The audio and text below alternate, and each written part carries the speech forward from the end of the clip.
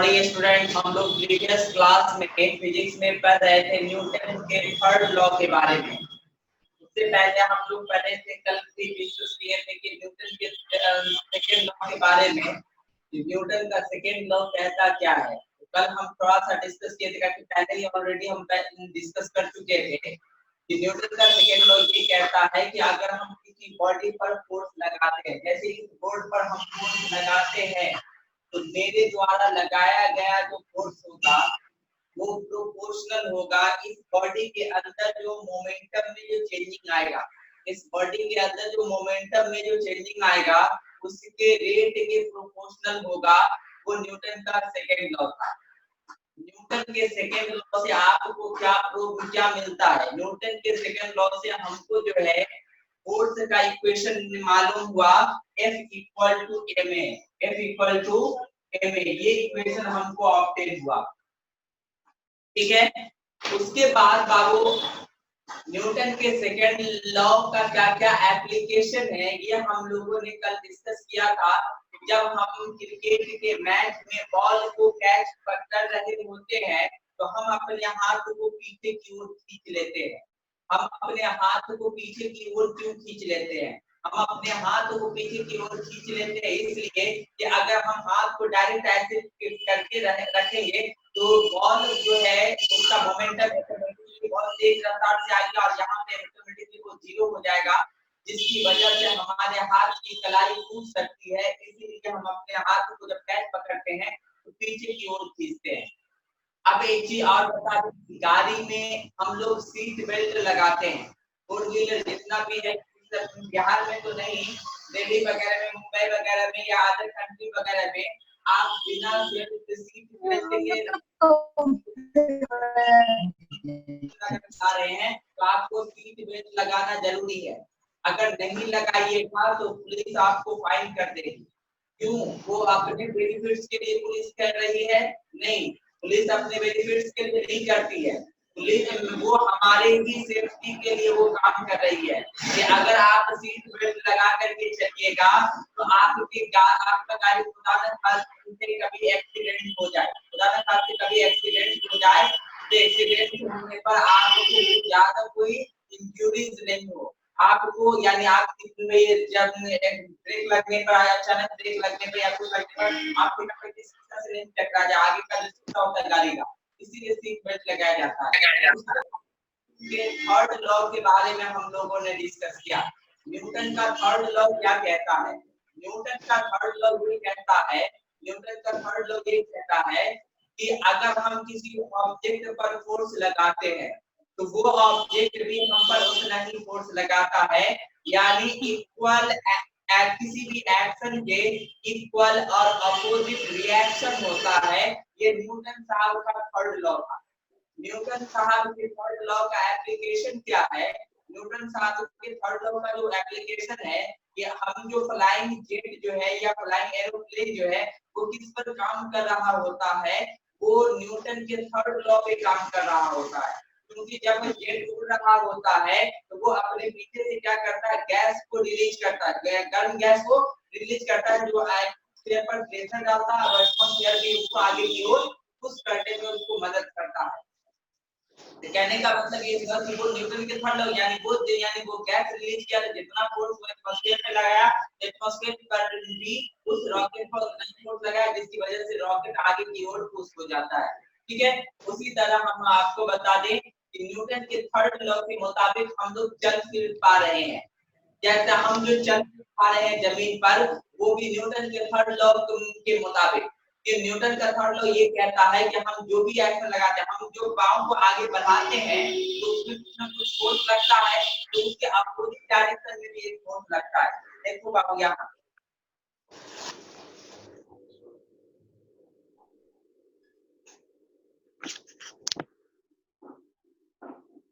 ये कोई आदमी चल रहा है, कोई आदमी चल रहा है, किसका पाँव, ये लड़का आगे की ओर फोर्स लगा रहा है, पाँव में आगे की ओर फोर्स लगा रहा है, मगर अर्थ जो है इस पर क्या लगता है? अपोजिट डायरेक्शन में फोर्स लगा रहा है, जिसकी वजह से हम लोग चल फिर पा रहे हैं। अगर न्यूटन का यानी अगर ये फोर्स नहीं लगेगा, हम फोर्स लगाएंगे तो हम चल फिर नहीं पाएंगे। तो ये दोनों को बैलेंस यानी हमको चलने में ये दोनों बैलेंस हो करके हमको चलने में मदद करता है। तो न्यूटन का थर्ड लॉ जो है हमको चलने में मदद करता है और वेग वगैरह जो उड़ रहा है वो भी किसी न्यूटन के थर्ड लॉ पे उड़ रहा है। उसके बाद हम बताए थे कि हम जो रिक्वायरिंग गन यानी जब हम गोली छोड़ते हैं बंदूक से तो गोली तो वो आगे की ओर चला जाता है, तो जब वो बाहर निकलता है तो गोली जो है पीछे की ओर क्या करता है, एक फोर्स लगाता है जिसको रिक्वायरिंग गन के नाम से जाना जाता है। वो पीछे की ओर फोर्स लगाता है यानी तो ये कि किसके बिना पर न्यूटन के थर्ड लॉ के बिना पर अगर ये पीछे की ओर फोर्स नहीं लगाएगा तो बुलेट जो है वो आगे की ओर फोर्स नहीं हो सकता है।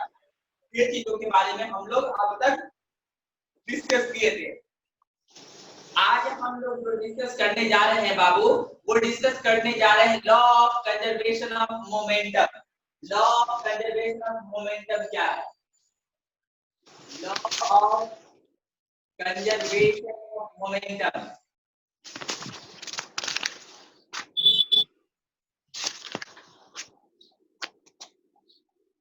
Law of conservation of momentum क्या है? Law of conservation of momentum ये है कि अगर दो या दो से अधिक बॉडी एक दूसरे के इंटरैक्ट है, जब दो या दो से अधिक बॉडी एक दूसरे के इंटरैक्ट है तो दोनों बॉडी का जो यानी वो बॉडी का जो वेक्टर सम होगा रिमेन्स कांस्टेंट होगा, बदलेगा नहीं। ये law of conservation of momentum क्या कहता है? According to this law,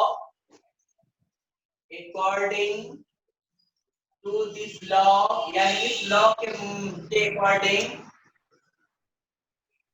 if two or more bodies interact to each other,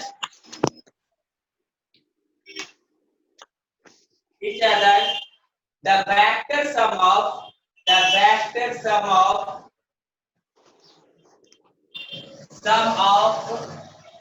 these bodies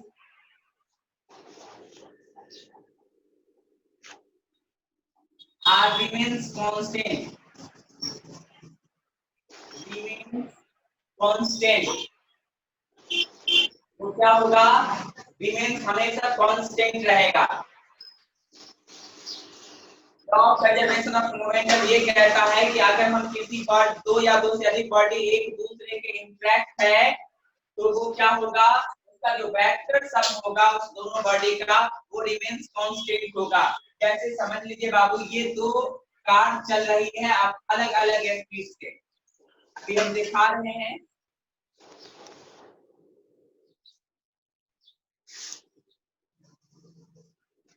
ये दो गाड़ी है, इसका मास है m1। मान लीजिए इस गाड़ी का मास है m1 और इस गाड़ी का मास है m2 और ये भी इधर की ओर मूव कर रहा है, ये भी इधर की ओर मूव कर रहा है। इसका मास है u1, इसका वैल्यू ये u1 वेलोसिटी से मूव कर रहा है और ये u2 वैल्यू से मूव कर रहा है। ये यहाँ चलने के बाद एक दूसरे से टकरा जा रहा है। यहाँ पे क्या हो गया, टकरा गए ये दोनों गाड़ी एक दूसरे से टकरा गई।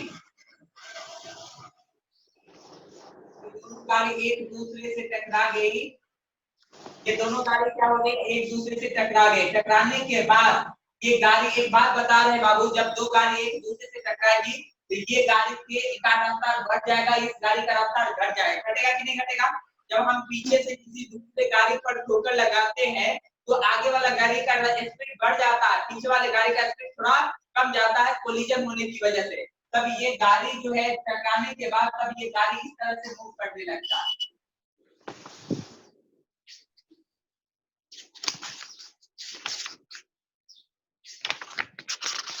ये गाड़ी इस तरह से मूव करने लगता है। मास तो इसका दोनों सेम ही रहेगा, मास m1 ही रहेगा, मगर इसका वेलोसिटी अब हो जाता है v1 और अब इसका मास तो m2 भी रहेगा, इस गाड़ी का सेकंड गाड़ी का, और इसका अब जो वेलोसिटी हो जाता है वो v2 हो जाता है।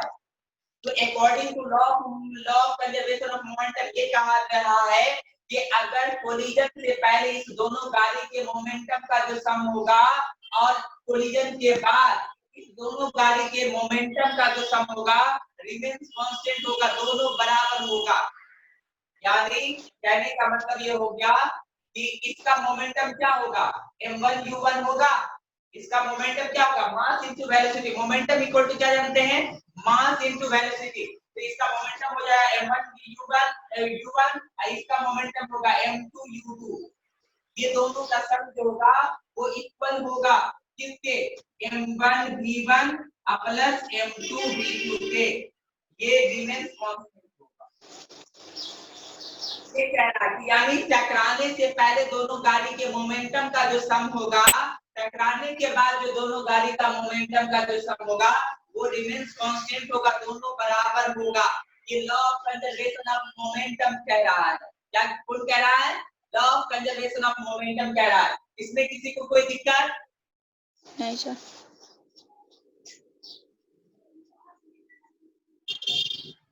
इसमें किसी को सर एक बार बताइएगा। Yes sir. Conservation of momentum ये कहता है बाबू कि अगर दो या दो से अधिक बॉडी एक दूसरे के कांटेक्ट में है, दो या दो से अधिक बॉडी एक दूसरे के कांटेक्ट में है ना, तो इस दोनों बॉडी का वेक्टर सम जो होगा वो रिमेन्स कांस्टेंट होगा, बदलेगा नहीं। अब जैसे देख लीजिए ये दो गाड़ी है, चल रही है, अभी टकराई नहीं है, चल रही है, तो इसका मास है m1 है, इसका मास है m2।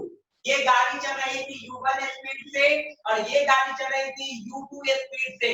तो इस गाड़ी का मोमेंटम हो गया m1 u1 क्योंकि मोमेंटम इक्वल टू जानते हैं मास इनटू वेलोसिटी। तो मास है m1 और वेलोसिटी है u1, तो m1 u1 और इस गाड़ी का मोमेंटम हो गया m2 u2।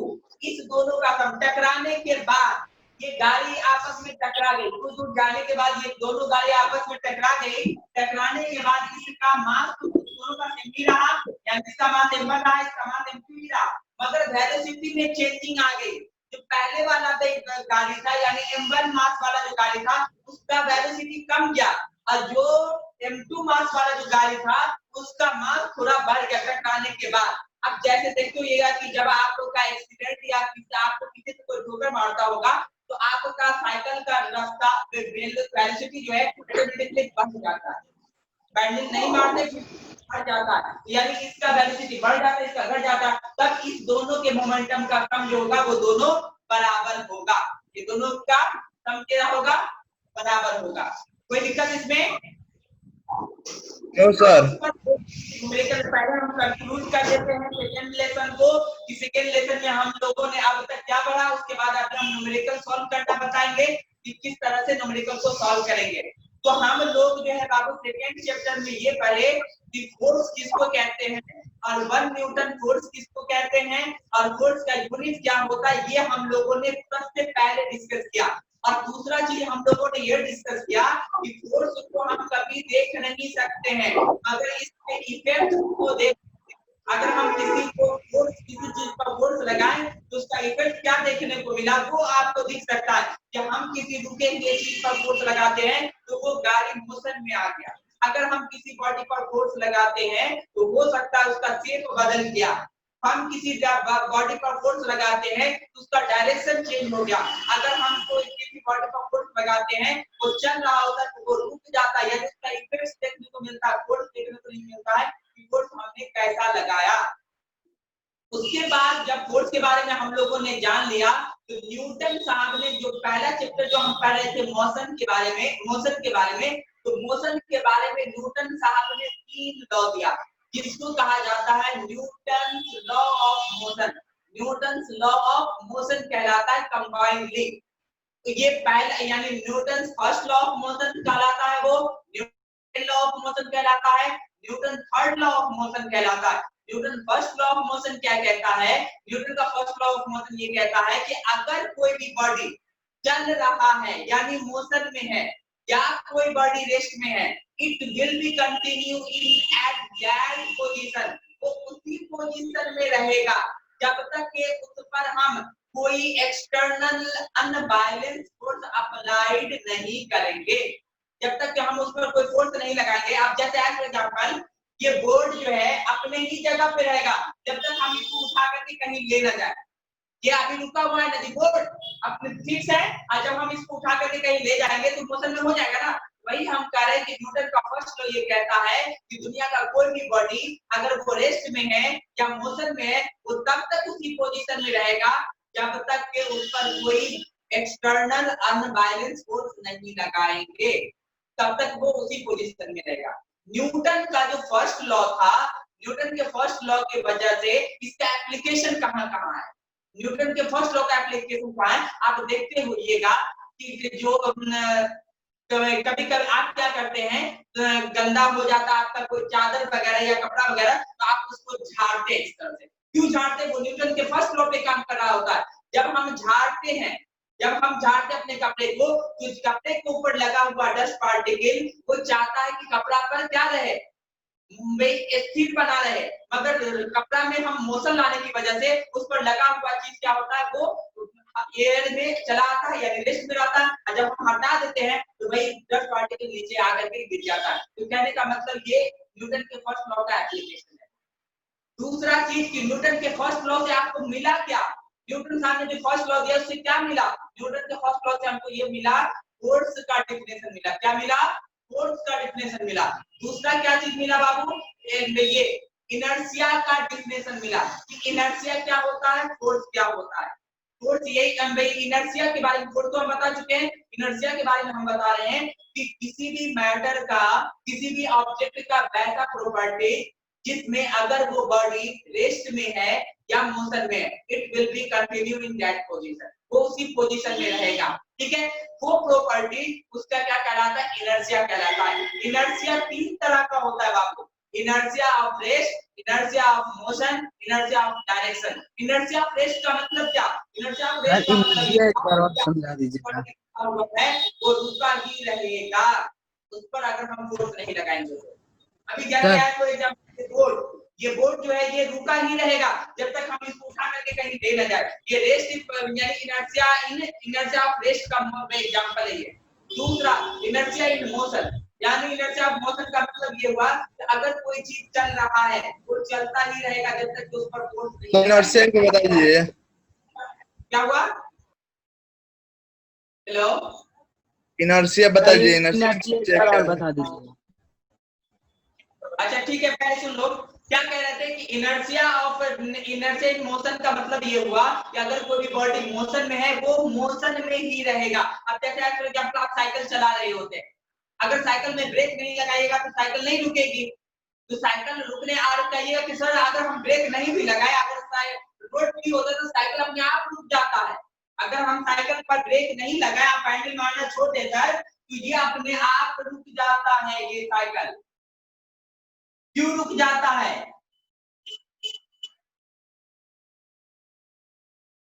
ये साइकिल अपने आप रुक जाता है। क्यों रुक जाता है मालूम है बाबू, कि ये चक्का जो होता है इसके नीचे दो फोर्स, एक फोर्स लगता है जिसको फ्रिक्शनल फोर्स कहा जाता है। क्या कहा जाता है, फ्रिक्शनल फोर्स। ये फ्रिक्शनल फोर्स क्या करता है, घर्षण होने की वजह से उसका रफ्तार धीरे धीरे, अगर ये फ्रिक्शनल फोर्स खत्म कर दिया जाए तो ये साइकिल अगर एक बार चलना शुरू कर दे तो वो चलता ही रहेगा, रुकेगा नहीं जब तक कि हम उस पर कोई फोर्स नहीं लगाए। तो यहाँ पे एक्सटर्नल फोर्स, फ्रिक्शनल फोर्स भी लग रहा है, अगर हम नहीं लगाते ब्रेक को, अगर ब्रेक लगाते तो वो एक्सटर्नल फोर्स का काम कर ही रहा है। उसके बाद inertia of direction. Inertia of direction का मतलब क्या हुआ कि अगर कोई भी बॉडी को हम, जैसे हम बॉल फेंकते हैं क्रिकेट मैच में, बॉलर जो है बॉल को फेंकता है, अगर बॉल को बैट्समैन नहीं मारेगा, अगर ये कौन, अगर कीपर नहीं पकड़ता है तो बॉल जिस डायरेक्शन में जा रहा था उसी डायरेक्शन में चलता जाएगा। अगर मान लिया हम उस पर फोर्स लगा करके बैट के थ्रू उसको डायरेक्शन चेंज कर देते कि नहीं कर देते, तो यानी इसका मतलब वो इनर्शिया इन डायरेक्शन का एग्जांपल हुआ। ये तो था न्यूटन के फर्स्ट लॉ का एप्लीकेशन, न्यूटन का फर्स्ट लॉ। और न्यूटन के फर्स्ट लॉ से आपको जानकारी क्या मिला वो थी। न्यूटन का सेकंड लॉ क्या कहता है वो सबसे ज्यादा इंपॉर्टेंट है। न्यूटन का थर्ड लॉ क्या कहता है वो भी सबसे ज्यादा इंपॉर्टेंट है। न्यूटन का सेकंड लॉ ये कहता है कि अगर कोई भी बॉडी पर हम फोर्स लगाते हैं, अगर किसी भी बॉडी पर हम फोर्स लगाते हैं, वो फोर्स जो होता है वो प्रोपोर्शनल होता है किसके, उस बॉडी के अंदर जो मोमेंटम में जो चेंजिंग आता है उसके रेट के प्रोपोर्शनल होता है। ये न्यूटन का सेकंड लॉ कहता है। इससे हमको जानकारी क्या मिला, न्यूटन के सेकेंड लॉ से हमको जो जानकारी मिला कि F इक्वल टू ma। अगर हमको किसी बॉडी का मास मालूम हो जाए और उसके अंदर जो एक्सीलरेशन क्रिएट हो रहा है वो मालूम हो जाए तो हम पता कर लेंगे कि मेरे द्वारा उस बॉडी पर कितना फोर्स लगा है। तो ये न्यूटन का सेकेंड लॉ था। इसका एप्लीकेशन क्या है, न्यूटन के सेकेंड लॉ का एप्लीकेशन क्या है? न्यूटन के सेकेंड लॉ का एप्लीकेशन ये है बाबू कि न्यूटन यानी हम जो क्रिकेट के मैच में बॉल को कैच पकड़ रहे होते हैं तो हम अपने हाथ को पीछे ले आते हैं। क्यों ले आते हैं? ताकि उसके मोमेंटम को कम कर सके। अगर मोमेंटम ऑटोमेटिकली अगर हम नहीं पीछे करेंगे तो ऑटोमेटिकली यहाँ पर आकर जीरो होगा, और जब ऑटोमेटिकली जीरो आकर वो जीरो हो जाएगा तो हो सकता है आपके कलाई का सकता है, इसलिए हम अपने हाथ को पीछे करते हैं। गाड़ी फोर व्हीलर में सीट बेल्ट पहनने को क्यों कहा जाता है? गाड़ी पहनने को इसलिए कहा जाता है बाबू जब तक के क्योंकि आप जो है यानी अगर ब्रेक लगाते इमीडिएटली या कुछ लगाते हैं तो आगे की ओर आप झुके नहीं, अगर झुके तो आपका बॉडी सर जो है वो शीशे से टकराए नहीं तो इससे इंजरी हो सकता है। ये भी न्यूटन के सेकंड लॉ में काम कर रहा होता है। उसके बाद हम लोगों ने जो कल डिस्कस किया था वो डिस्कस किया था न्यूटन का थर्ड लॉ। न्यूटन का थर्ड लॉ बहुत ज्यादा इंपॉर्टेंट है। आज इतना बड़ा मिसाइल जो उड़ाया जाता है, इतना बड़ा बंदूक वगैरह जो चलाया जा रहा है, रॉकेट वगैरह जो उड़ाया जा रहा है, वो न्यूटन के थर्ड लॉ पे काम कर रहा होता है। न्यूटन का थर्ड लॉ ये कहता है कि अगर कोई भी बॉडी पर हम जितना फोर्स लगाएंगे वो बॉडी भी हम पर उतना ही फोर्स लगाएगा। तो ये न्यूटन का थर्ड लॉ कहता है। यानी कहने का मतलब एक बॉल है, हम दीवार पर जोर से मारे, जितना फोर्स से मारेंगे, अगर 10 न्यूटन के फोर्स से हम दीवार से मारे हैं तो दीवार में उस बॉल को वापस लौट आएगा 10 न्यूटन के फोर्स से ही। ये न्यूटन का थर्ड लॉ ये कहता है। यही रीजन है न्यूटन का, यही देखिए थर्ड लॉ का ही रीजन है जिसकी वजह से आज इतना बड़ा जेट, इतना बड़ा मिसाइल, रॉकेट, हेलीकॉप्टर या प्लेन या आसमान में उड़ पा रहा है। नदी में या समुद्र वगैरह में बड़ा शिप या स्टीमर वगैरह क्या कर रहा है, चल पा रहा है, वो न्यूटन के थर्ड लॉ पे। क्योंकि वो क्या करता है, पानी समुद्र के पानी को जहाज क्या करता है, अपने ब्लेड के थ्रू पीछे की ओर धकेलता है, और तो पानी में उसको क्या करता है, आगे की ओर धकेलता है, जिसकी वजह से वो स्टीमर या वो शिप जो है वो आगे की ओर मूव करता है। जितना फोर्स वो पानी पर लगाया उसका ब्लेड, और पानी भी उस ब्लेड पर उतना ही फोर्स लगा के उसको आगे की ओर मूव कर दिया। ये चीज हम लोगों ने डिस्कस किया। आज जो हम डिस्कस किए वो law of conservation of momentum था। वो क्या था बाबू?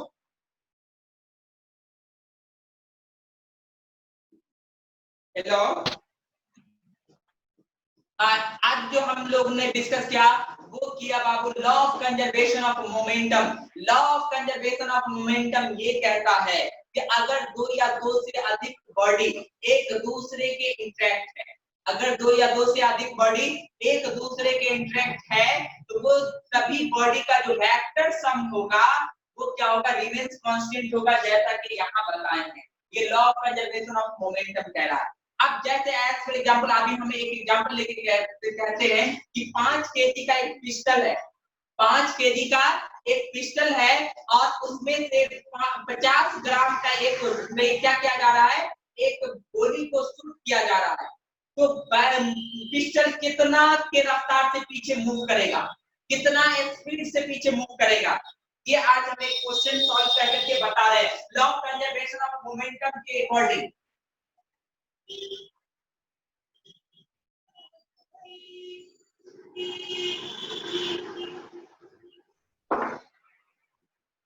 क्वेश्चन है बाबू, we should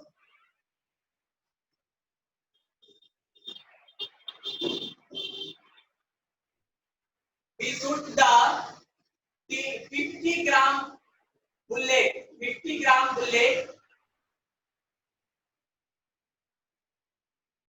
with 400 metre per second, यानी 50 ग्राम के गोली को शूट किया जा रहा है कितना के रफ्तार से, 400 मीटर पर सेकेंड के रफ्तार से। ठीक है, if the mass of pistol is 5 kg, यानी वो जो बंदूक है, वो जो पिस्टल है आपके पास वो 5 केजी का पिस्टल है और उस 5 केजी के पिस्टल से 5 ग्राम का बुलेट इतना की रफ्तार से निकलता है जब हम शूट करते हैं तो बोल रहा है find the requiring velocity of gun, find the requiring velocity of gun, gun के रिक्वायरिंग वेलोसिटी यानी गन पीछे जो आएगा वो कितना की रफ्तार से आएगा। जैसे देखिए अभी हम फिगर बना रहे हैं,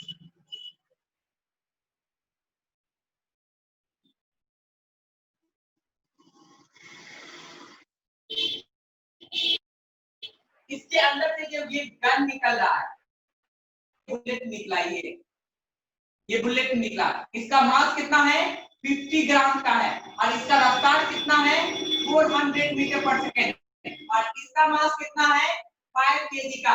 ये गन जब गोली जैसे ही छूटा ये पीछे की ओर मूव करेगा, पिस्टल पीछे की ओर आएगा तो ये रिक्वायरिंग वेलोसिटी कहलाता है। यानी जब पिस्टल यानी गोली छोड़ने के बाद उसको छोड़ते हैं उस समय जो हमारा पिस्टल पीछे की ओर आता है उसको कहा जाता है रिक्वायरिंग वेलोसिटी। तो वो इसका यानी कितना की रफ्तार से वो पीछे आएगा वो हमको निकालना है। तो अब हमको ये बताइए बाबू, सॉल्यूशन देखिए यहाँ मास ऑफ गन कितना दिया हुआ है, मास ऑफ गन कितना दिया हुआ है, इसको किलोमीटर पर सेकेंड कर देते हैं, किलोमीटर पर सेकेंड। क्या है मास ऑफ द गन कितना दिया हुआ है बाबू 5 केजी दिया हुआ है और मास ऑफ द बुलेट कितना दिया हुआ है जी, मास ऑफ द बुलेट 50 ग्राम। 50 ग्राम को केजी में कन्वर्ट करेंगे तो कितना होगा, 50 ग्राम को केजी में कन्वर्ट करेंगे तो 1000 से डिवाइड करेंगे, 0 से 0 कट जाएगा तो क्या हो जाएगा 0.05 केजी। यानी इस बुलेट का जो वजन है वो 0.05 केजी है और वेलोसिटी कितना है, वेलोसिटी ऑफ बुलेट, बुलेट का वेलोसिटी कितना दिया हुआ वो 400 किलोमीटर पर सेकेंड। यानी 1 सेकेंड में 400 किलोमीटर की रफ्तार से वो गोली उसमें से निकला। रिक्वायरिंग वेलोसिटी कितना होगा, requiring velocity equal to what,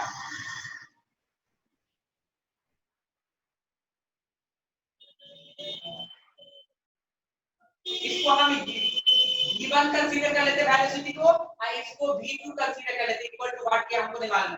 अब बुलेट के मास को हम कंसीडर कर लेते हैं m1 और गन के मास को कर देते हैं m2 क्योंकि मास का ही ना यानी गन का ही रिक्वायरिंग वेलोसिटी निकालना है। एक बात याद कीजिए कि हम क्या बोले थे law of conservation of momentum के साथ कि अगर हम दो या दो से अधिक बॉडी एक दूसरे के कांटेक्ट में, यहाँ गन भी और बुलेट भी एक दूसरे के कांटेक्ट में है तो उसका वेक्टर सम जो होता है वो रिमेंस कांस्टेंट यानी 0 हो जाएगा। यानी इसका वेक्टर जो होगा वो क्या होगा, यानी m1u1 m1v1 plus m2v2 equal to 0 ये होगा। Law of conservation according to law of conservation, according to law of conservation.